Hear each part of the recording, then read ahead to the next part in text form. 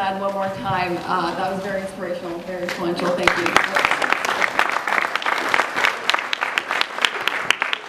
We have one more very successful mentee tonight who I'll bring up to the stage in just a few minutes. She is a fourth-year medical student, and she'll be graduating this May along with Hamad. She spends her free time volunteering in hospitals of East Africa and also as a board member of the American Heart Association in New Mexico. She, with her past nursing degree, she was able to train village chiefs in basic CPR and first aid, and this in turn led her to create her own nonprofit organization called Enhancing Higher Education. Her future plans include becoming a pediatric cardiologist to become more involved in our program, UBeyond, and also to expand her nonprofit organization to other regions of the world. All the way from Las Vegas, we have Charmaine Dars with us tonight.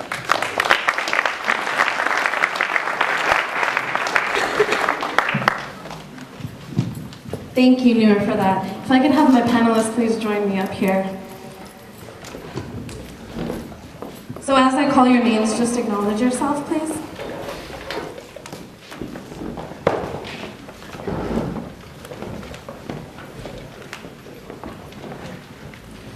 First of all, I would like to introduce each of our panelists and then select a few to answer a couple of questions. To start off, we have Maysa Nesruddin, a structural engineer. She attended Georgia Tech and earned her bachelor's in civil engineering. Discovering she had a strong passion for structural branch of civil, she continued with her studies and earned her master's degree in structural engineering from Georgia Tech as well. She now works for Uzun and Case in Midtown as a structural engineer. She hopes to earn her PE, professional engineering license, and continue to grow in the civil industry. Next, we have Dr. Haval Mohammed Khalili. He is currently an internal medicine resident at Emory University. He is a Syrian Kurd who left as a refugee to Germany in 1996, then moved to the US in 2001. He worked as a dishwasher supporting his parents during college and successfully graduated summa cum laude at Georgia State University and Morehouse School of Medicine. He was recently voted as one of the Intern of the Year at Emory Internal Medicine Program. Attorney Ibrahim Awad first decided to concentrate on law long before law school. After graduating high school, he neared the top of his class and attended Delton State College, receiving an associate's degree in English. Graduating summa cum laude in English at Kenshaw State University, while in law school at Georgia State College, Mr. Awad received special recognition for competing in legal competitions. Since then, Mr. Awad has opened a law firm, Awad Law Firm. His areas of expertise are criminal defense, traffic citations of violent crimes, and personal injury, car accidents, to slips and falls. And we have Mr. Sam Taha. His current position is software entrepreneur and big data consult. His day-to-day job requirements demand a variety of skills from technical data remodeling, modeling, and software architecture to product strategy and project oversight.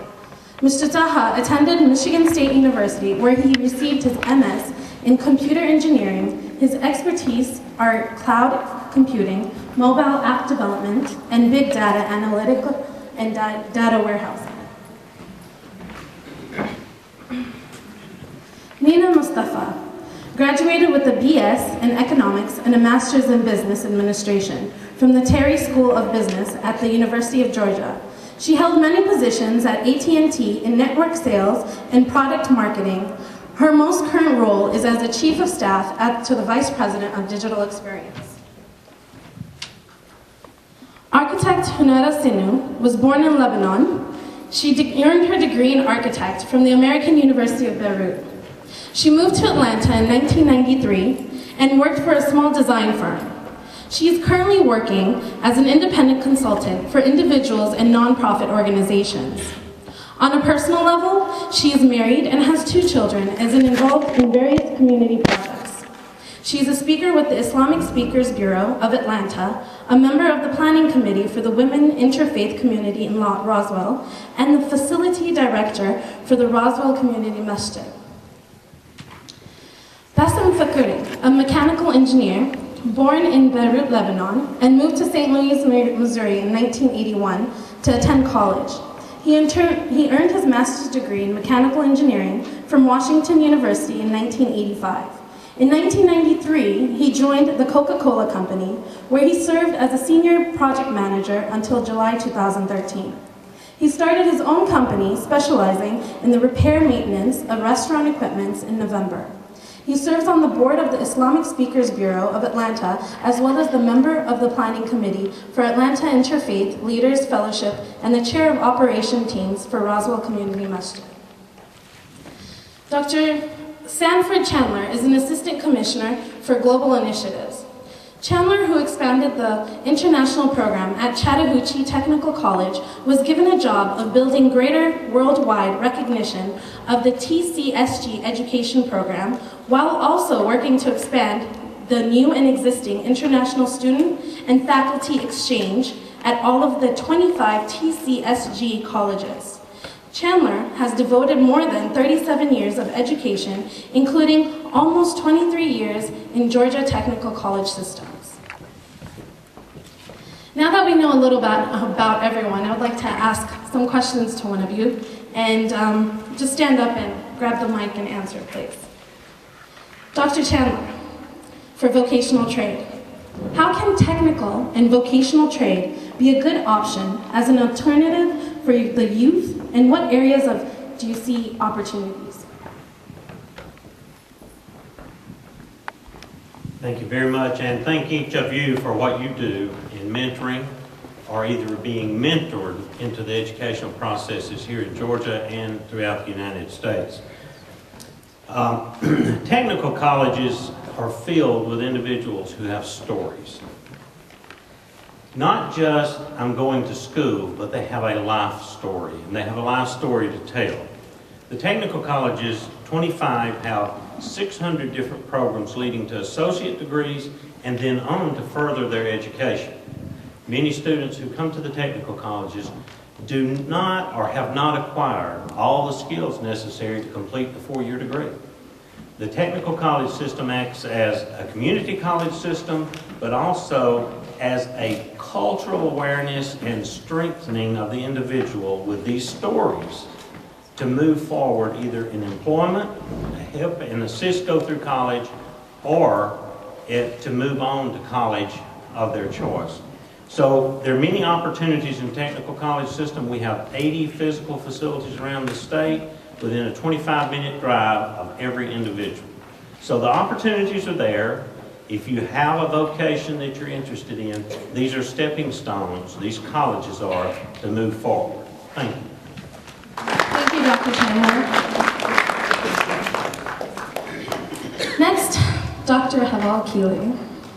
What advice would you give to a young person who is undecided as to which field or career to get into?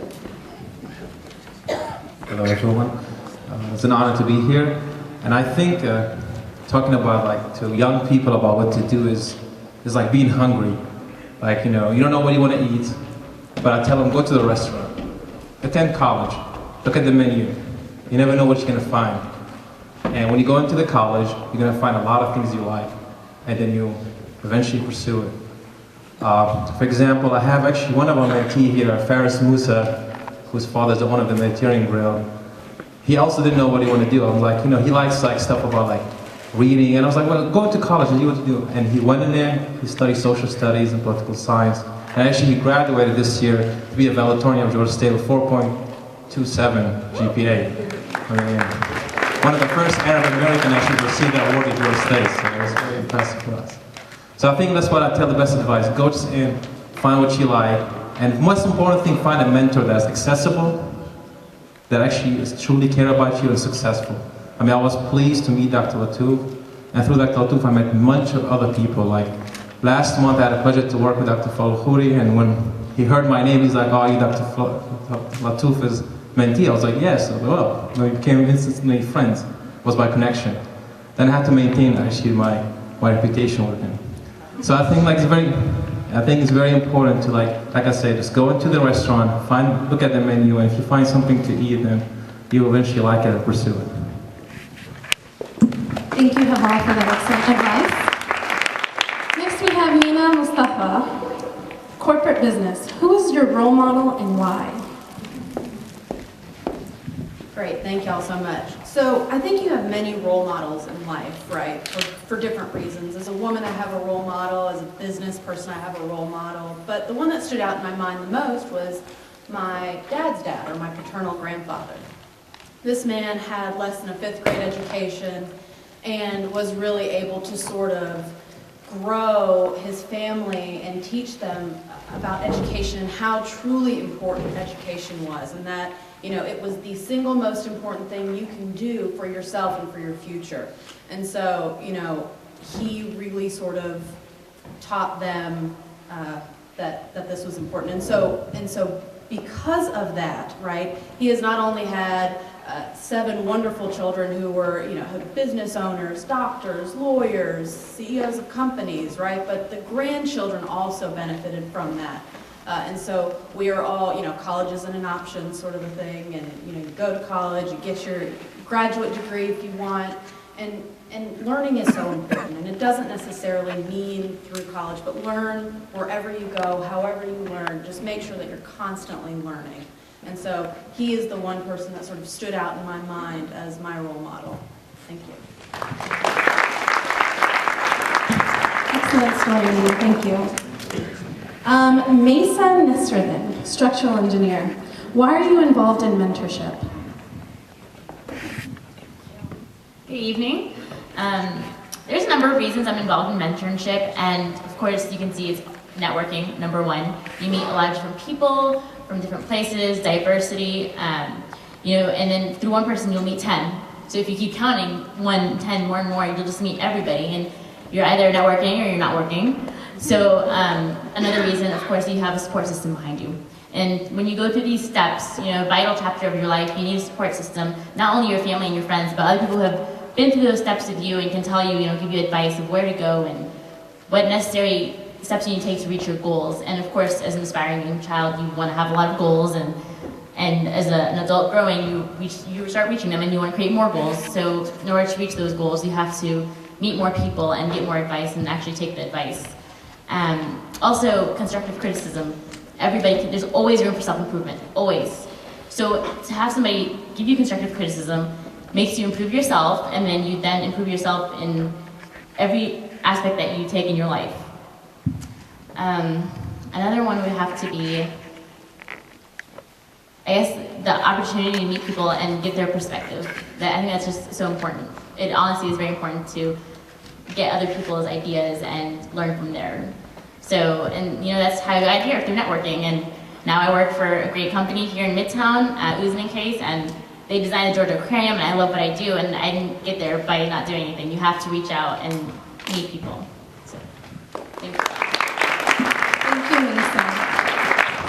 So due to time, thank you to each and one of you, for the panelists, for all their time and dedication for this event. And for everyone else in the audience, we have many more mentors in different various fields, and you're more than welcome to talk to them after the event, or you can find more mentors if you just sign up and visit Mentorship Atlanta. And to the mentors, we have a book for you for a thank you token of appreciation. Thank you. Thank you very much.